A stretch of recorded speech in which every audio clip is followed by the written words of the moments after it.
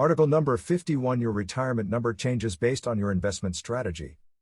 Imagine reaching the point in life where your investments generate enough income to cover your expenses, freeing you from the constraints of a traditional job. The path to getting there can seem daunting. Some people focus on finding the home run deal that will suddenly get them there. The reality is that, at least for most people, there isn't a single investment that will give you the lifestyle you want. Instead, it is a series of investments that combine to generate the freedom you need. While each investment is important, you need to think beyond the cash flow generated by a single investment, particularly if you are investing only $50,000 or $100,000 at a time, and put each investment in the context of your long-term goal. If you want to replace a high income, you need multiple millions of dollars invested. You need to envision your portfolio with 20, 40, or even 100 investments of $50K, $100K when you are actually ready to live off the cash flow. Of course, you don't need to save all of that money yourself, compounding helps, but you are still having to invest in enough deals to reach your desired cash flow. Let's look at two different approaches to replace your income, to determine how much you will need to have invested on that joyous day when you decide you no longer have to work. This amount is your number, how much you need to have before your investments drive the lifestyle you want.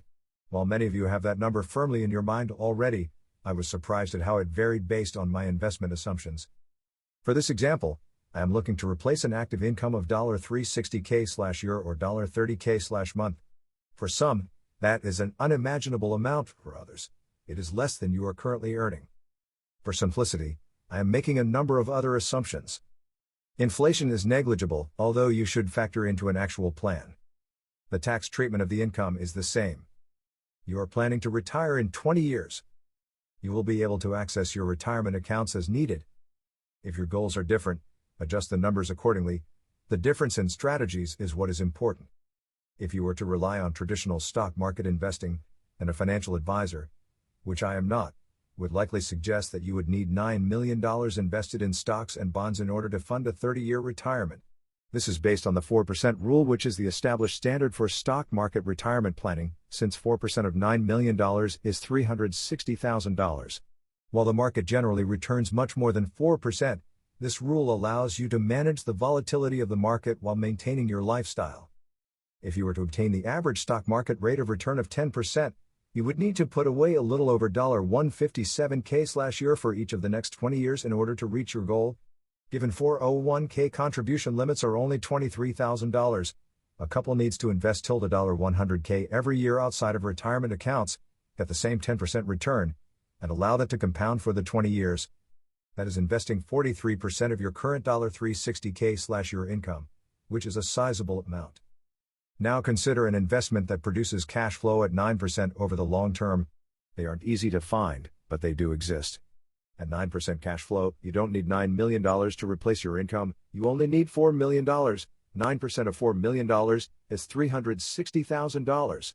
Assuming you reinvest the cash flow at 9% for the next 20 years, you need to put away till $78K/year. That is a reasonable 22% investment target. The difference in the amount you need to save is the difference between living off of cash flow versus having to sell your investment in a volatile market. When you are living off of cash flow, you don't touch your principal. It just sits there generating the money you need to live off of indefinitely. With the stock market, you need to sell the shares to get money. Since you need to sell at specific times, you can't wait for a market drop to recover and will have to sell at the lower valuation. Thus, the volatility requires you to have significantly more invested than you might expect if you just looked at the overall average returns. While the amounts invested are very different, in both cases replacing your income requires more than one or two individual investments. It requires a long-term commitment.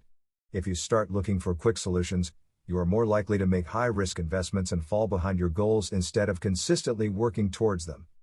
The first step is you need to know what your target number is, which will differ depending on the strategies that you plan to employ. From there, it becomes a numbers game to getting to replace your income from your investments. We'll look more at the magic of compounding in the next post. This article is my opinion only, it is not legal, tax, or financial advice. Always do your own research and due diligence. Always consult your lawyer for legal advice, CPA for tax advice, and financial advisor for financial advice.